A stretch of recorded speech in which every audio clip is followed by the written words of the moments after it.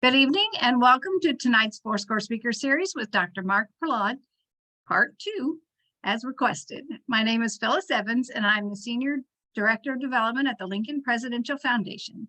Our foundation is thrilled to be leading and supporting efforts across the nation to share the story of Abraham Lincoln's life, legacy, and leadership. We hope that you will continue your support of our mission as we continue serving as a connector and a convener on Lincoln and issues related to his presidency through the Fourscore Speaker Series and other exciting partner projects. For more information, please visit our website at lincolnpresidential.org. Before we begin tonight's program, I'd like to remind you that we will entertain questions from the audience, so please type them in the Q&A box and we will get to as many as possible. And now, please join me in welcoming our Foundation President and CEO, Erin Carlson-Mast. Erin? Thank you, Phyllis. Greetings, everyone, and thank you for joining us for today's Fourscore Speaker Series program. On behalf of the Foundation, I'm delighted to welcome back Dr. Mark Pohlad for Part 2 of a visual tour of artwork across time and medium depicting Abraham Lincoln. Mark did Part 1 of this talk for us back in February. We did not originally set out to do this talk in 2 parts, but volume of content and popular demand made it necessary, and we're thrilled. Mark will guide us through the remaining artworks, and together we'll discuss the artist's influence and impact these pieces have had on culture and memory. Dr. Mark B. Pohlad is Associate Professor of Art History at DePaul University in Chicago. There he teaches American art, the history of photography, and classes on various Chicago topics. In 2017, he published a book on Ohio artist James R. Hopkins titled Faces of the Heartland, published by Ohio State University Press.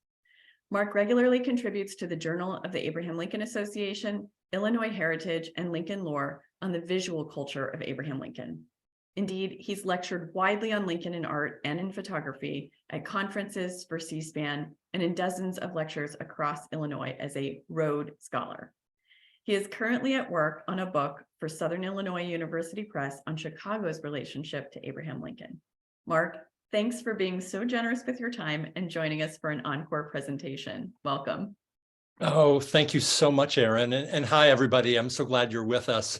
I had such a wonderful time in that last presentation, and there is so much to talk about and so many issues that these works touch on. So I'm thrilled to be back. And I also want to just a quick shout out to the people that contacted me after that first presentation: Mark Sorensen, Eric Tibbetts, Richard Stickan, wonderful Chicago and Illinois historians. But mostly, thank you, Erin, and thank you, Phyllis, for having me back. I'm so humbled to be with the Lincoln Foundation. So let's get started. I will share my screen and we'll start looking at some works, kind of taking off from where we left off last time. Erin is so kind to me. She won't say, Mark, you get carried away with these artworks, and I certainly do. So let's see here. So let me stop share and then go all the way out again and then start my share screen. Okay. Well, and while you're doing that, I'll also set the stage for our audience a bit that this time we're going to be spending most of the evening focused on art that is designed at least for some measure of permanence. Though, as we all know, monuments are far from permanent for a variety of reasons. And we're also going to be looking at views from a diverse group of artists and also across time. So I'm really excited for what you're about to share with us, Mark. I know that we're starting out more with assassination imagery, and that's always very interesting too. Excellent. Let's get started. This first image came out only 10 days after the actual assassination itself. And to our eyes, it looks so crude and so simple, childish almost. And yet for Currier and Ives, which was the most popular and most prolific producer of prints, and again, just to remind ourselves, there are no screens in this period. Photography is the new medium, but there's no television, no social media, no motion pictures, nothing like that. And so these prints were news, and the people who saw them regarded them for the most part as simply true. which is kind of remarkable. And think of yourself as an artist who has to kind of put this scene together. They might argue this is remarkably accurate for the event itself as we know it.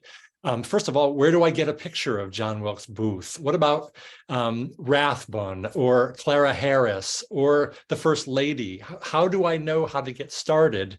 And again, this is traumatic, incredibly traumatic. The country had never seen a president be assassinated before, which is a remarkable thing, isn't it, given American history? But it starts this way. There's a lot of inaccuracies. Lincoln wasn't grabbing the flag bunting when he was shot. He wasn't even looking in that direction. He was looking down into the audience, laughing. On the other hand, John Wilkes Booth looks kind of accurate. You know, he was dark and handsome and had a dagger that he slashed Major Rathbun with in the next few seconds. It's worth noting that for the image of Mary, the artist is relying on a very popular carte de visite of her and does a pretty good job of depicting her. So yeah, from start to finish, this image appeared in 10 days.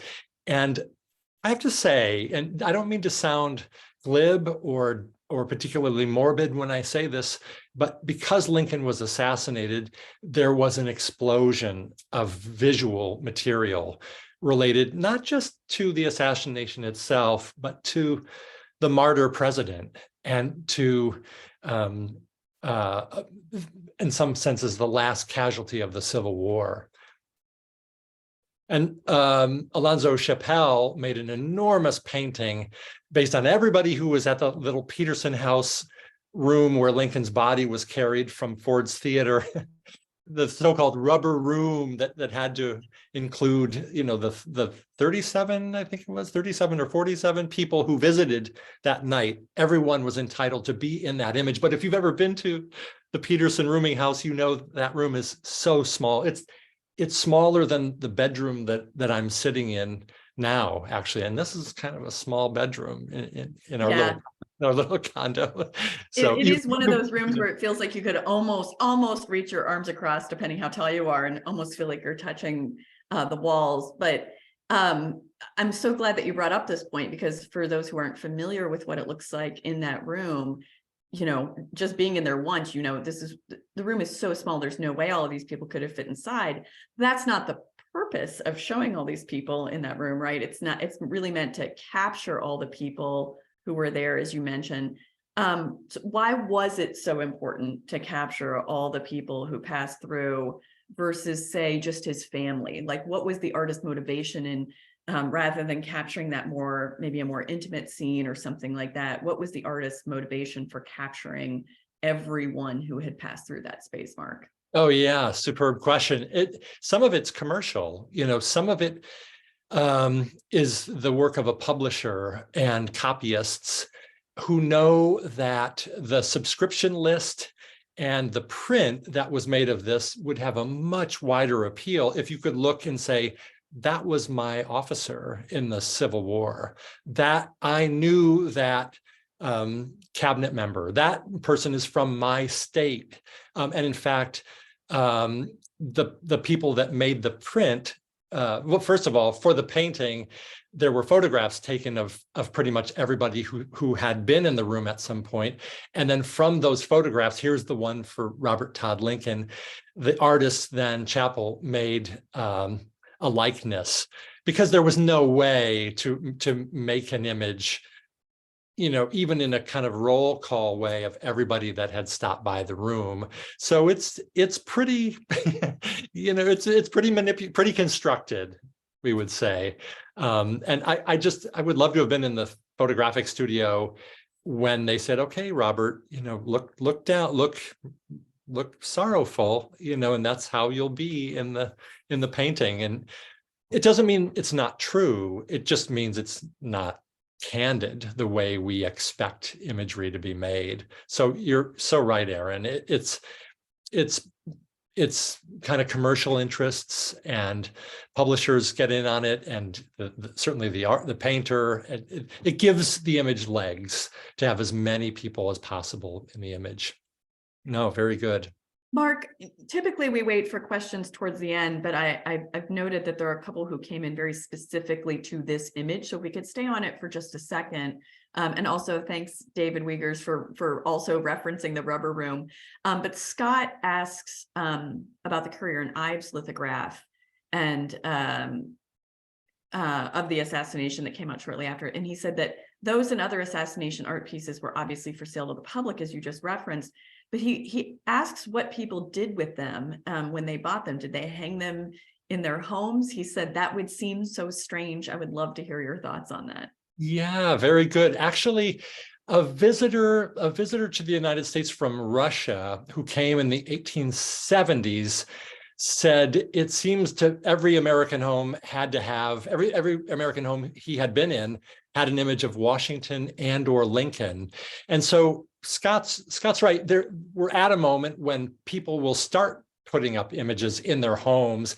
At this moment, it's a little unclear, if this would grace the walls of a parlor, let's say. And if it did, how morbid is an assassination image, basically, but it must have. But I suspect far more kind of went into an album or sat by itself on a table, or was a kind of traumatic keepsake of the event. But we are at the moment where so many prints of Lincoln after this moment will start coming up on American walls. And particularly African Americans will be very, very likely to put up images of Frederick Douglass, Lincoln, that they seem to have less of an issue about mounting those where they can be seen, and more in a kind of almost like a quasi-religious way.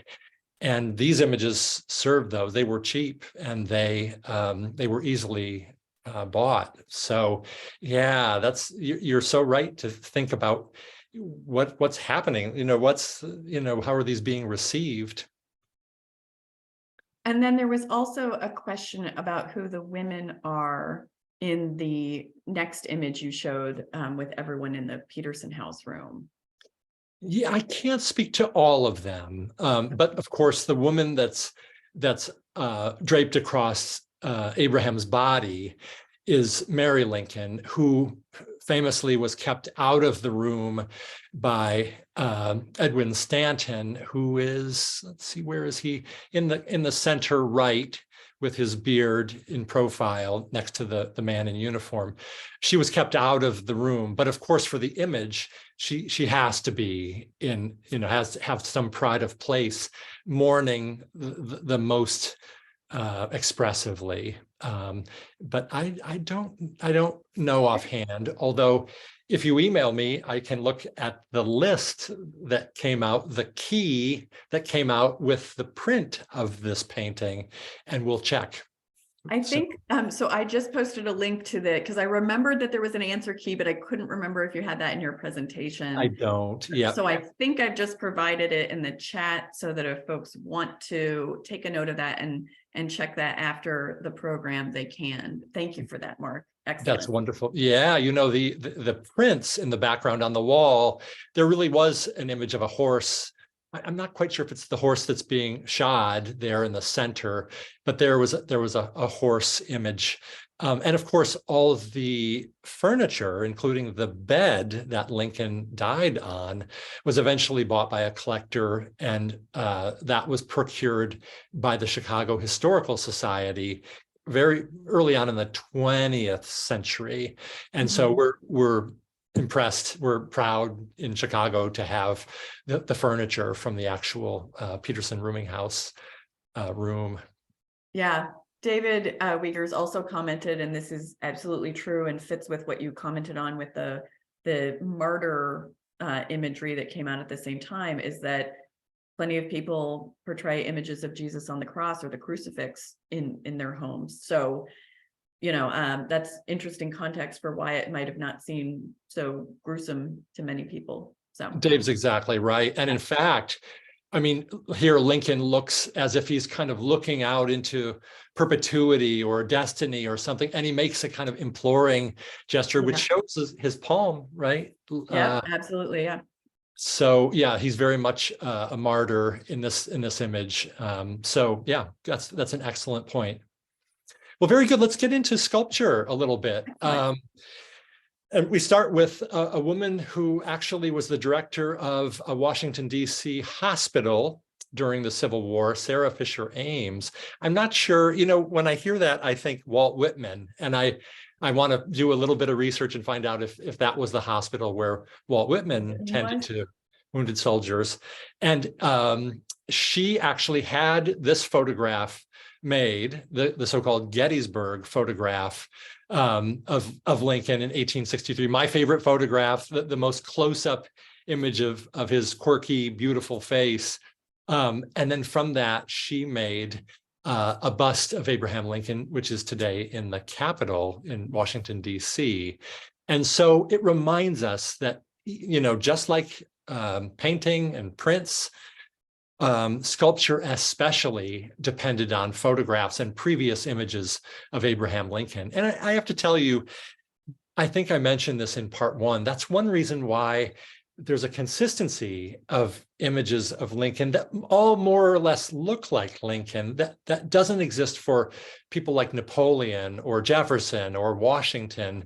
But when you see a Lincoln sculpture, painting, print, drawing, they look consistently like Lincoln, and that's because there's a kind of a genealogy of sources, including not just photographs of Lincoln, but also the Volk life mask, which was used by a lot of artists to describe the really small details of Lincoln's face, the mole, the crooked nose, the one droopy eye, the hair, the jawline, everything. And that's wonderful. And here's something else I wanted to remind us of that I didn't say in part one. Because of what photography is, the very same light rays that made the photographic image are the light rays that bounced off of Lincoln's actual living face. And so there's something very artifactual about a photograph of someone. It's not just some sort of magic with chemicals, although it is magical, it is chemical. It's actually something of the person. And so all those peoples that believe that photographs literally take something away from a person spiritually, or I don't know, transcendentally, that they're not wrong. And it's as close as we're going to get, besides things like a lock of Lincoln's hair or the top hat, I should say the stovepipe hat, gloves, pocket knife. It's as close as we're going to get to Lincoln. And so an image like this is just so intensely personal. And I just love that. I find that so deeply meaningful. And not just Lincoln, your grandfather, your children, your images of yourself. It is magical and beautiful. All right. Speaking of talented women sculptors, the 18-year-old Vinnie Ream from Madison, Wisconsin, was early on invited to have Lincoln sit with her. She observed him in Washington. She was the first woman to have a commission for a sculpture from the United States government. She was charming. Lincoln was charmed by her. The Congress gave her the right to have a little studio erected in the Capitol. And after his death, Vinnie Ream made another bust of Lincoln, which you see there on the left. And then in the 1871, a large-scale sculpture, which is also in the rotunda now. And if you saw the insurrection, maybe you, like me, you were kind of holding your breath, when people were storming inside the Capitol to see all the artworks, but they were respectful, thankfully. And it's so funny. The large scale work is not particularly memorable, but it did make a recipe for Lincoln for having a toga or some sort of fabric around his shoulders, but also more importantly, holding the Emancipation Proclamation. That prop would appear in just about every standing Lincoln sculpture from this moment on. And so that's an amazing piece of symbolism. This one you may have seen in Washington, D.C. The story is that a woman, a Black woman who was a domestic in, let's see, Chillicothe, Ohio, was overheard by her employer to say, I'd give $5 towards a statue of Abraham Lincoln. And a minister, local minister, made a campaign out of soliciting money from freedmen and women and veterans, African-American veterans. And so it took a long time, but by April 14th, 1876, this statue was dedicated. It's the famous dedication where Frederick Douglass said, you are all, looking out at the white faces, you are all children of Abraham Lincoln. Black folks are at best stepchildren by circumstance, etc. And he seemed to be touching on something that now art historians have started to think about this sculpture. There's a kind of blush-worthy aspect of this sculpture and sculptures like it, where Lincoln and it seems like white politicians seem to be standing over freedmen. And it's something we need to be attentive to. And we have been since the 90s. An art historian named Kirk Savage wrote about this in a book called Standing Soldiers, Kneeling Slaves, where he kind of pointed out the kind of cringeworthy kind of bodily body language of this kind of image, as reverential as it is. And Thomas Ball offered to provide his design for free if they could make this sculpture out of bronze, and it was dedicated in Washington, D.C. And originally, I find this kind of problematic. The face of the enslaved man, the freedman there, was modeled on Thomas Ball's own face until the people who commissioned the work said, no, use an African-American face at least. So they were aware of the kind of awkwardnesses, and eventually Ball found a man named Alexander Archer and modeled the face on him. But there's the Emancipation Proclamation in his right hand, as we'd noted. Yes, Erin. Yeah, and I know that there were other designs that were proposed for this too, but speaking particularly to this design, my understanding is that it wasn't, that maybe from an art historical perspective, this kind of scene could be used in an allegorical sense, that there might be allegorical figures used in this place, that it wasn't meant to be so literal, but in choosing to use Lincoln and in choosing to use an African-American man, it does feel literal. And that has seemed to me like part of the, to use your phrase, the cringeworthiness of this scene is that it loses that sort of allegorical construction because it was made so literal. I'm also glad that you mentioned Frederick Douglass's words in his dedication speech, because he was critical of this bronze pair. And if you study his remarks and what he says about Lincoln in different biographies, it does vary over time. So surely part of this is all his changing view and reflection on it.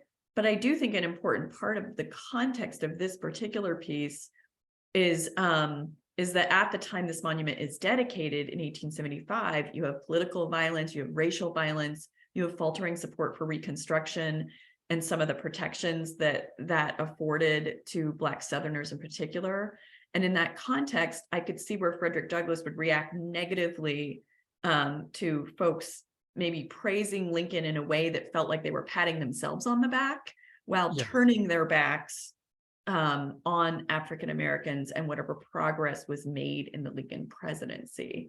I'd appreciate your response to both of those things, both the sort of, this idea that maybe this was originally conceived of as an allegorical image and it's not, and then also the context of what was happening in the country at that time. You're so right, Erin. That's a wonderful context for this image, which, if you see the date, you realize Douglas and others might be a little put off. I mean, this is 1876, and by this time, advances had been made. African Americans were no longer enslaved and hadn't been for more than a decade, and so it does seem to kind of fall flat, or it doesn't read terribly well for 1876, when the country was celebrating its centennial, and there was much to celebrate in terms of Reconstruction, at least at that point.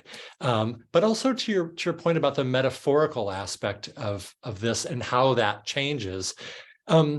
America is going to go through this long perception about sculpture, public sculpture, where it ceases at some point to read things metaphorically, and things do become literal. And I think that has continued all the way up to the present day. It's no longer possible, for instance, to have a full scale image of the nude figure and ask viewers to think about an abstract concept like, no, it's not a specific woman or man, it's justice or equality or liberty or democracy or whatever. And that's something that really has changed. And I don't know, for the good, maybe, or it's interesting. Americans particularly have never really warmed up to allegorical nudes and sculptures that represent ideas, and there's a literalness about our perception, and that's that maybe that's an American sensibility. There's nothing wrong with that. But I kind of like, I think you're with me on this, Erin, and many of the people watching. I kind of like a both and approach. A kind of an awareness. Yes, this celebrates Lincoln's achievement. Yes, it does so in a way that might not be universally, commendable or something like that. So is that fair, do you think? Yes, I do. I hope so. Yeah. So, and at another time, we can talk about what Chicago has gone through with the Monuments Commission to look at all the statues in Chicago, Lincoln ones included, asking, are they still appropriate? Is the siting still fair? Are these people that we still admire and in the same way, or do they deserve to be held up, and in which neighborhoods? So yeah, these are great conversations to have. All right, let's get to Chicago. And this was one of the sculptures that the Chicago Monuments Commission was asking tough questions about.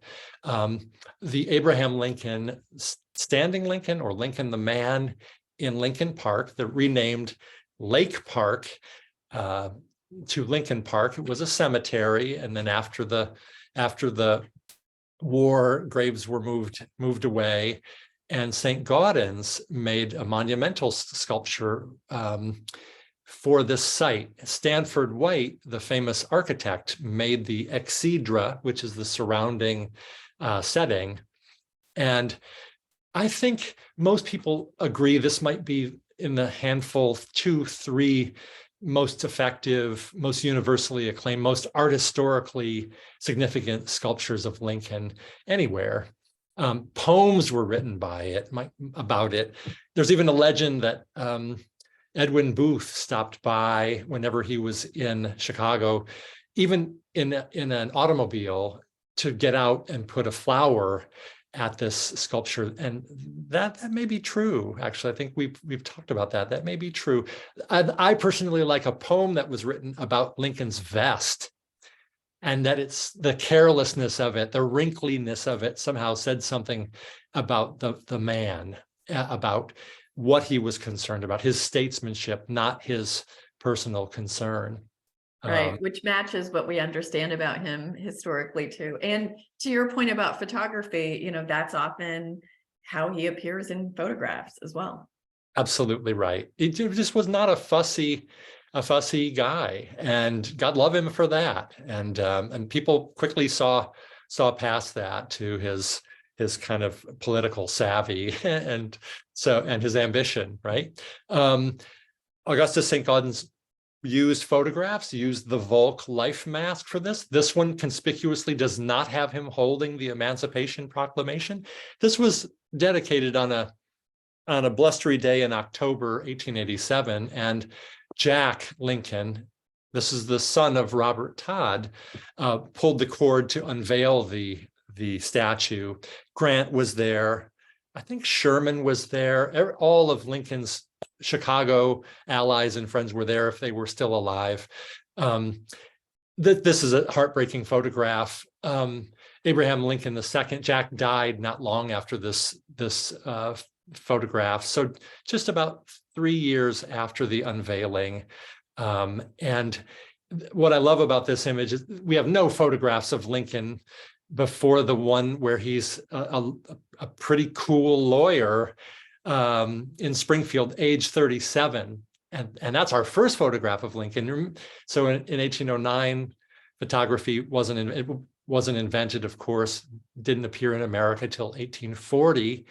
But if we want to know what Lincoln looked like maybe as a teenager, this is a pretty good likeness with the dark, sad eyes and the wiry hair, the strong nose. But we're lucky to have this image.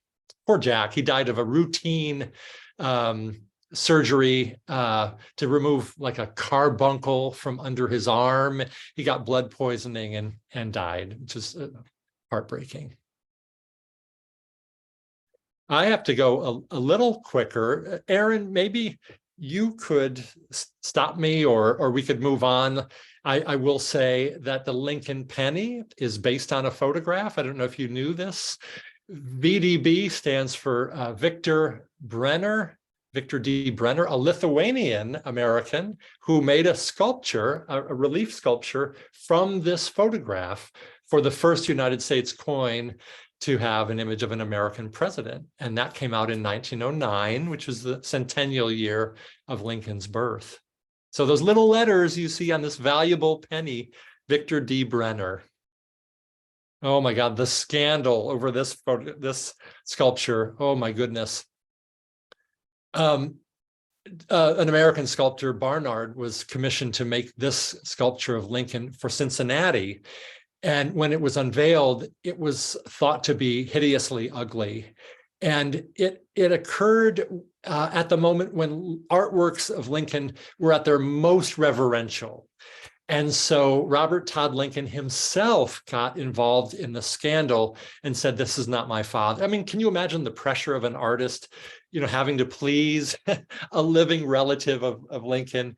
And Robert Todd generally liked the works of his father and would say very kind things. "Oh, you've captured my dad, and this captures the spirit, and this photograph that, and this painting that."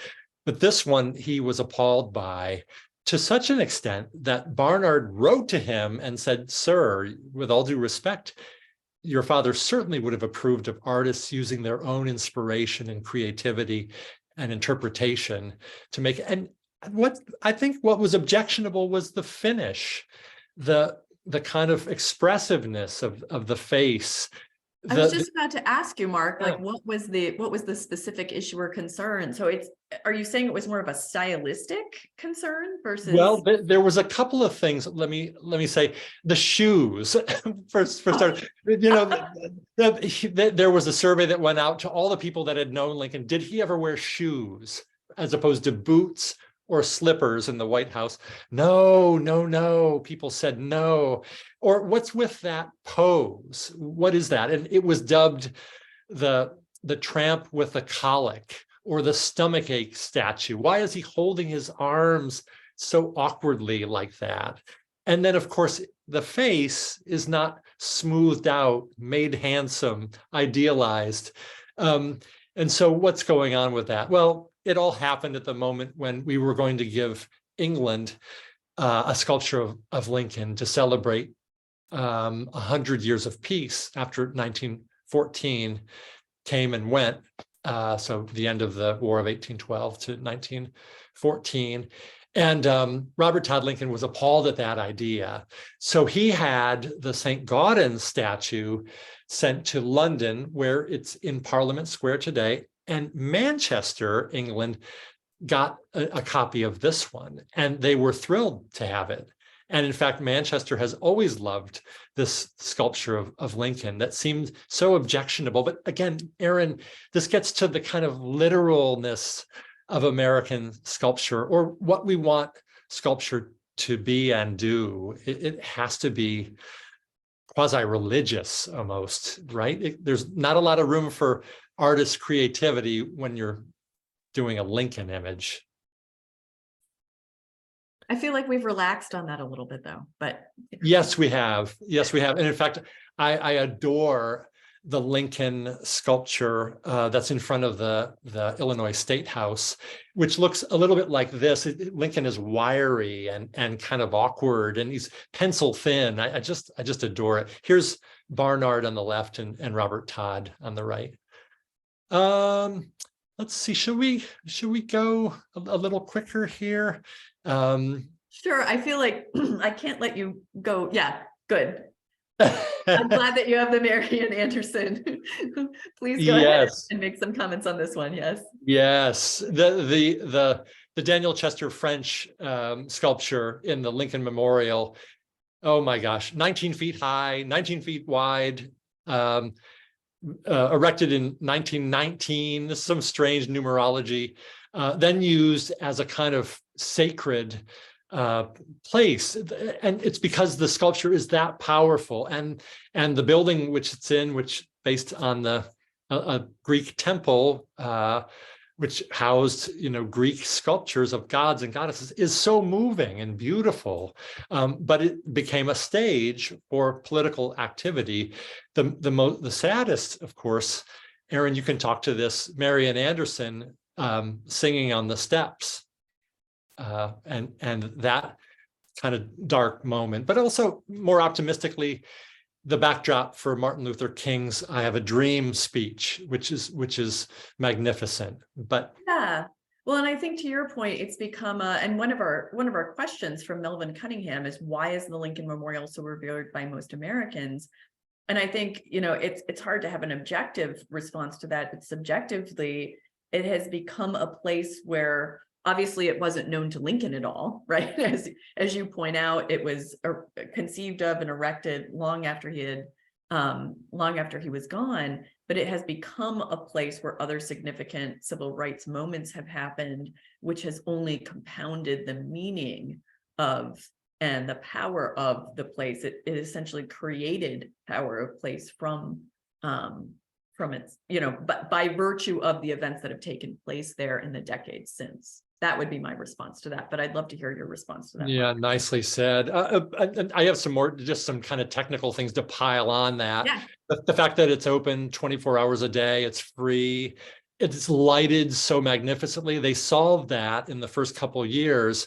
Originally, it was just lit by skylights admitting the daylight, which was seen to cast Lincoln's face in shadow. But then as you say, all the movies that have been made, powerful moments in Hollywood films, at least, but the accessibility, but yeah, but not for everybody, right? Marian Anderson was not allowed to sing by the Daughters of the American Revolution at that time, which was kind of a teachable moment for all of us, I have to say. And so Eleanor Roosevelt arranged for her to sing on the steps of the Lincoln Memorial to great effect. And that's right. There's a wonderful children's book about that as well, if anyone's interested in that. It's a lovely picture book. That's so beautiful. Let's make some tracks. Oh my gosh, it's so beautiful. How Daniel Chester French, I would refer you to Harold Holzer's recent book called Monument Man about Daniel Chester French, but how he managed to capture Lincoln's face so perfectly, but on such a grand scale. It's really a work of genius without making him ridiculously handsome. It's just a marvel, really. It's just unbelievable. Let's go. I'll let you figure out that one yourselves. Let's maybe go to a couple of African-American artists that you should know. And I'm breezing by Chicago's most famous artist of all, Laredo Taft, who made a Lincoln for Urbana, one of the only images of Lincoln at the bar, actually looking like a lawyer, right? Yeah. Or the Crunell in Dixon, Illinois, of Lincoln, a very rare image of Lincoln as a soldier in the Black Hawk War. And a great guess at what that might have looked like, the kind of ad hoc uniform. We don't know about the sword, but we have no evidence that he didn't have a sword. I mean, he was a captain after all, 23 years old. So yeah. And then an Art Deco Lincoln in Fort Wayne, which I just visited. I would recommend it to you all. And then let's get to some images. Let's see here. Okay, very good. Horace Pippin, a self-taught artist who he was the subject of the first artist's monograph, the first book about a single artist of anybody, and he had an exhibition at the Museum of Modern Art.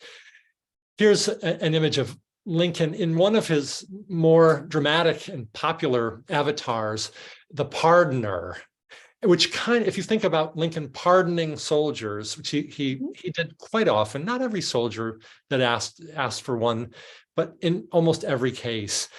It kind of mirrors his reputation as the great emancipator. It's on a kind of singular level, one person pardoning one person at a time, right? And Horace Pippin had won an art contest when he was a teenager. He served in the First World War, lost the ability to kind of move his left arm, fought with the famous Harlem Hellfighters, which is incredibly distinguished, and then was more or less discovered, which is another aspect of self-taught artists' stories, the so-called discovery.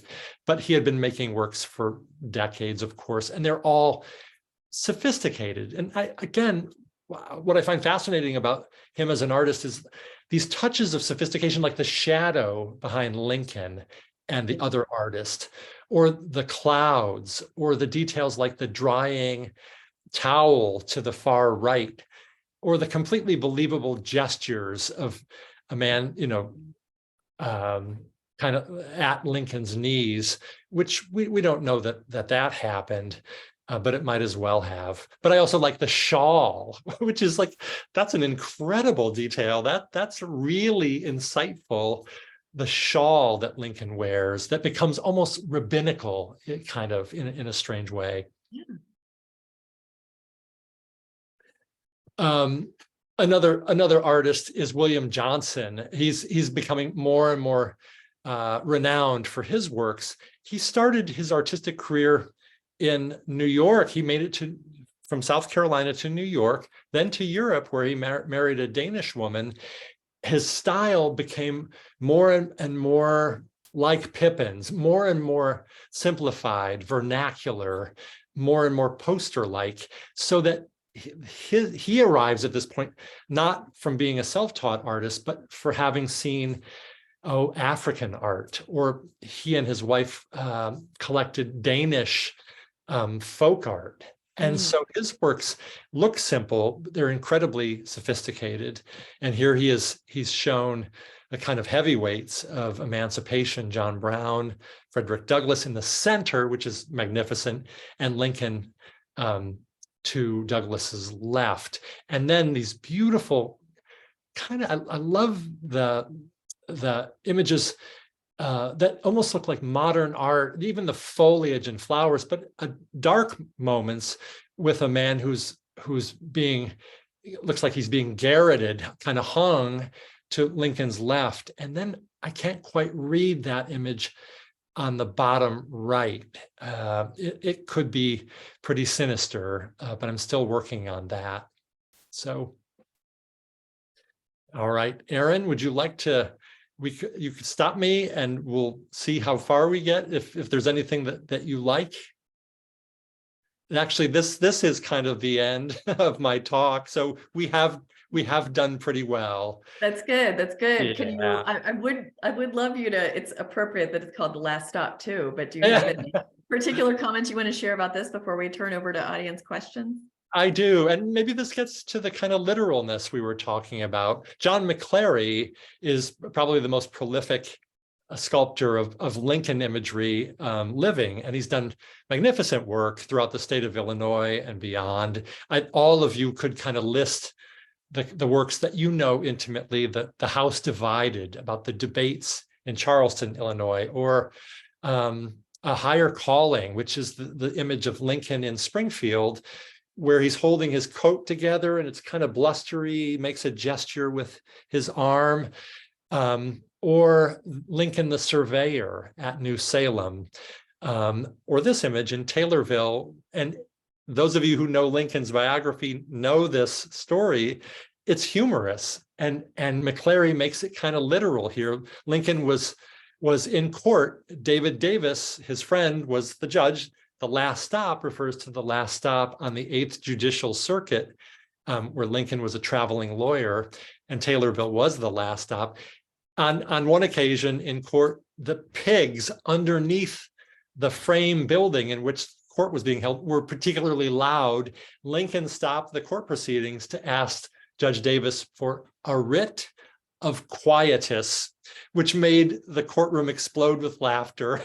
And so McClary imagines a little pig running at Lincoln's feet here, which some people have said, it's too literal. I think it's charming, it's fun, it caters to a kind of it rewards people who know Lincoln's biography, and it does something that not very many Lincoln art objects can do, and that's to be kind of fun and humorous and charming. So, but yeah, I have to say a word here. It was a real estate developer that funded this sculpture, Monty Segrist, when it looked like it wasn't going to happen. And that's something we need to be aware of too. These monuments are not cheap. People pay for them, and it's something of a miracle that they can be erected under any circumstances. But yeah, so that's kind of a shout out to those circumstances and to Mr. Segrist. Yeah, excellent. Thank you, Mark. That was wonderful, and we could probably do a part 3 at some point, I'm sure. I hope so. So let's see. So the first question I'm going to turn to here is from Kieran Allen, who comments that around Lincoln's time, stereo views were becoming popular. Would similar artistic considerations as portrait photography be made for this format when photographing Lincoln? I'd imagine they would have sold well, extending his image to more people on the personal medium of these stereo view cards. Do you have knowledge on that? Your intuition is exactly right, especially with sculpture, because the 3D quality of a stereograph, and if you've never had the experience of looking through one of those, like find one at an antique mall or put it up to your face and do the little 3-dimensional. It's kind of striking, actually. It's pretty amazing for the period in which it was made. But sculptures of Lincoln were often made into stereographic cards. Paintings, not so much, because they don't lend themselves to 3 dimensions. That said, there must be a few images of paintings of Lincoln. That's an interesting point, because I can't think of a portrait painting or photo that I've seen of Lincoln that was turned into a stereo view, but I have seen some of the sculptures that have been turned into the stereo cards as well. Totally. Brian Steenburgen asked if Andrew Johnson was, he noted that Andrew Johnson was on the left in that view of everyone in the Peterson house, but he says he wasn't ever there, was he? And I know that there were charges that he wasn't there, but if I remember correctly, there is a reference to him having been there at least extremely briefly, and indicating that, they would catch whoever did this, but I cannot remember if that comes from a source that was corroborated or not. So, but I do know that there was controversy of that. Do you know, Mark? That I think you know more than I do about that, Erin. But good eyes, Brian. And right, everybody see at the far left. Yeah, Seated it absolutely looks like Andrew Johnson. Yeah. So, but I know there was a controversy, and a lot of some of that was bred by the fact that Johnson became so unpopular Yeah. after his impeachment, and Lincoln scholars and Lincoln historians don't protect Johnson from those scandals either. But I'll find out, Brian, and we'll get to the bottom of that. But Erin, I think you're right on this, that some people have said that he might have showed up, but Yeah. it would be really important to say he was there, wouldn't it? Yeah.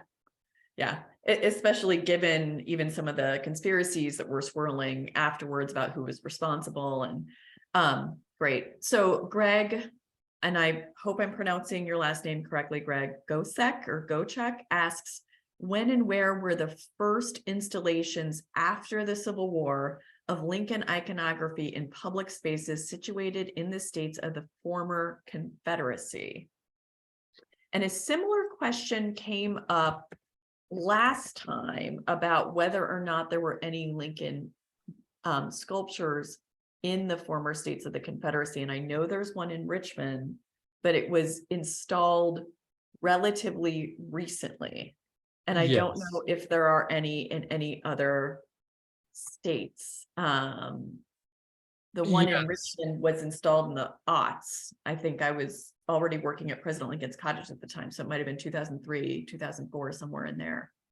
Is that the one where he's with his son? With Tad? Yep. Yeah, and which is remarkable. And yeah, that one is so moving. But I don't know when the first one was. There is not.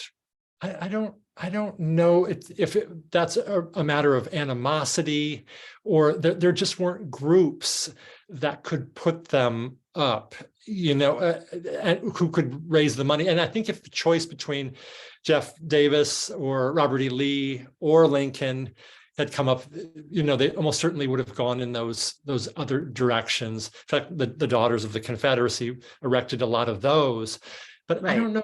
The first one, I suspect we have a lot of listeners that know that better than I do. But Erin, I think you're right. It must come pretty late. There must be ones before 2008, but maybe by the 1950s or 60s, something like that.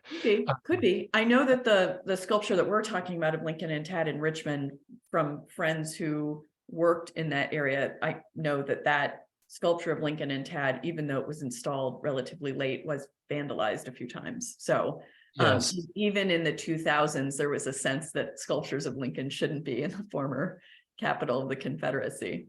Absolutely. And to be realistic, scholars now have started to kind of we like to think that the South, after Lincoln's assassination, the South was so horrified and reevaluated Lincoln and embraced him. But in fact, people like, I think it's Martha Hogue in a book called Mourning Lincoln, said, no, there was a wave of joyousness, and people still resented. People had lost, family members. Why would they embrace Lincoln right away? So, we're I think deluding ourselves that there wasn't a measure of vindication or something in the South.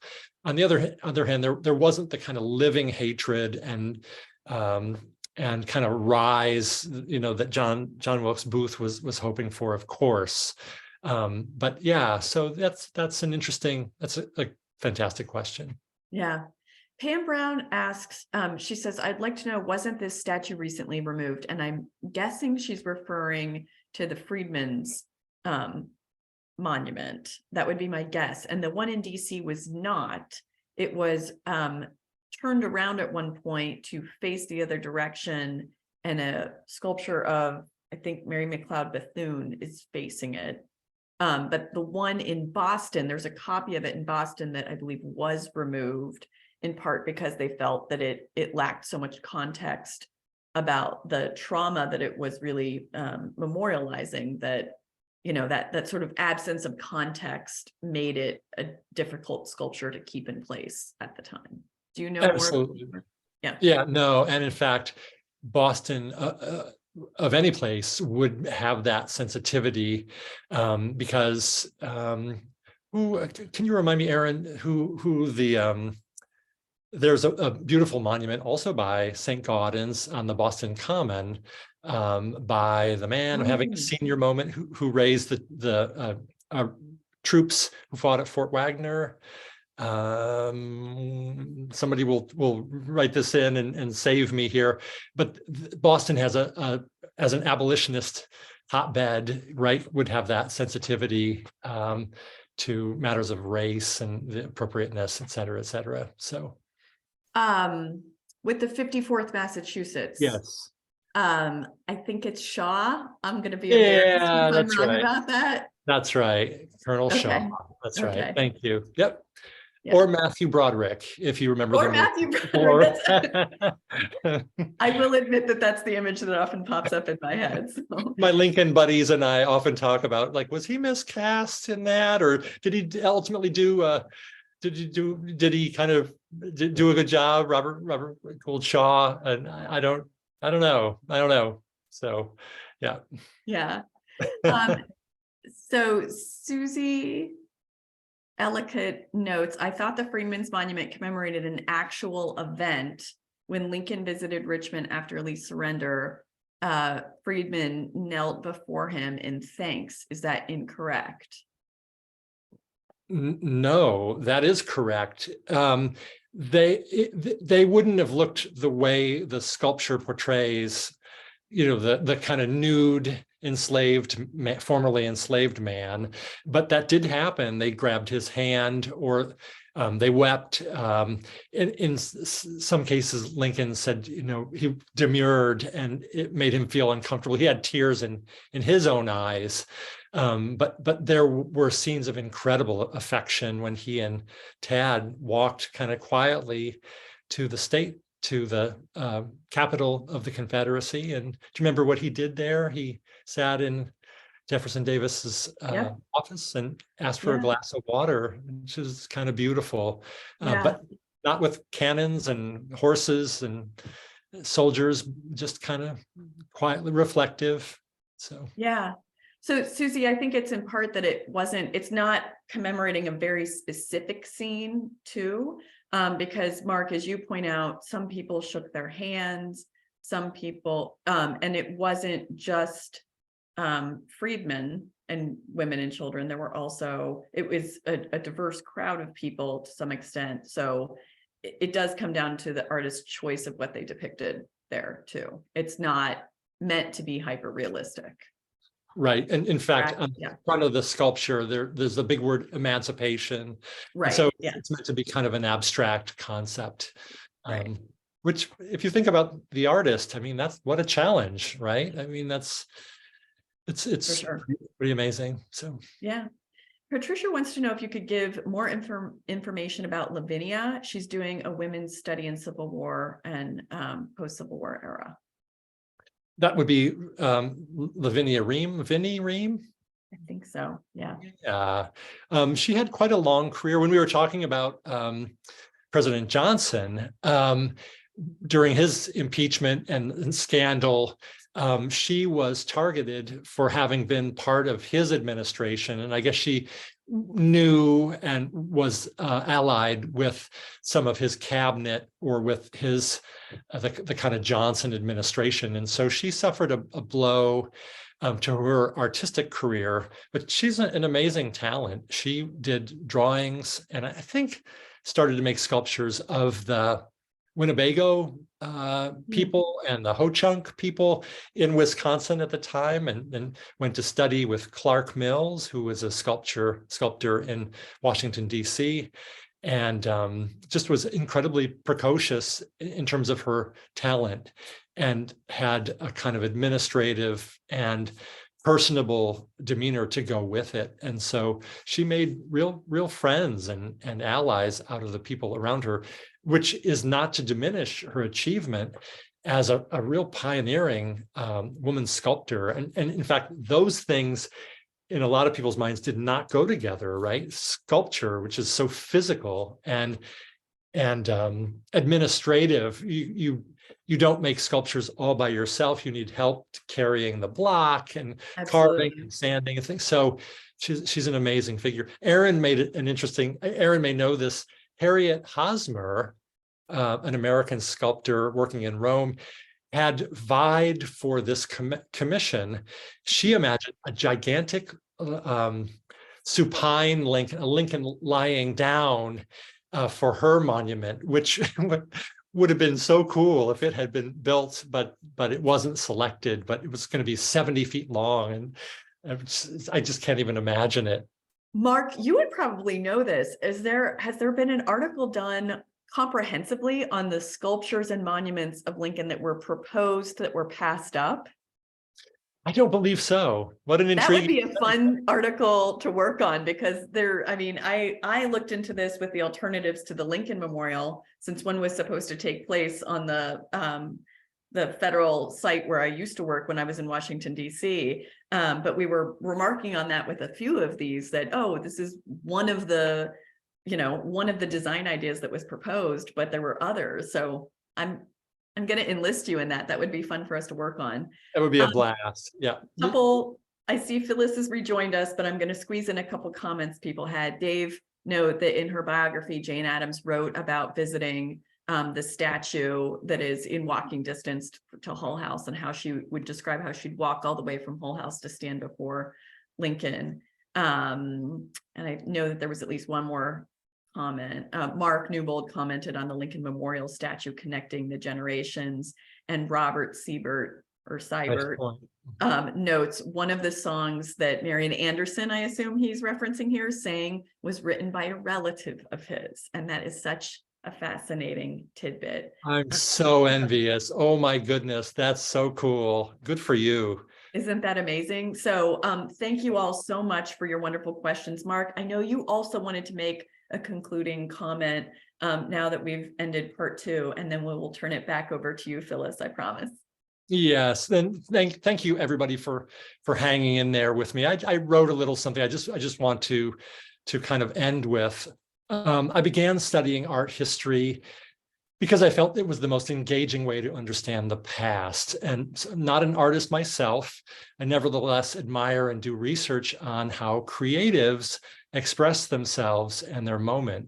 So I find their artworks and photographs of Lincoln extremely moving, both because of their depictions of a titanic historical figure, and he's not perfect, mind you, but also because they speak for one of the most consequential times in the history of this country. So I believe we're enlarged by this study, we're humanized, and we make up a community, everybody that's watching, which I'm happy to be a part of. And so for that, I'm grateful to people like Phyllis and Erin, the Lincoln Foundation, all the scholars on whose work I depend, and especially on people like yourself who are watching. So at this point, I imagine Lincoln would say something charming and meaningful, but I'll just say thank you. Thank you very much.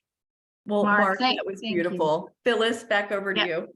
All right. Well, thank you again, Mark, for joining us tonight and for taking us through a much anticipated second half of your visual slideshow. We really do appreciate it. And it was really evident with all the questions. I could barely keep up tonight. So we are so grateful for everyone who joined us and participated, and for you coming back as well. For information on current exhibits and upcoming events, or to stay in touch with everything happening at the foundation, please visit our website at lincolnpresidential.org, and we'll keep you updated as they come up. Finally, as you close out tonight's webinar, you will see a short survey. We hope that you will take a moment to complete this survey, as it helps us to improve our offerings for you in the future. As always, thank you to each of you, and to Mark and to all of our guests tonight for joining us this evening, and take care and good night.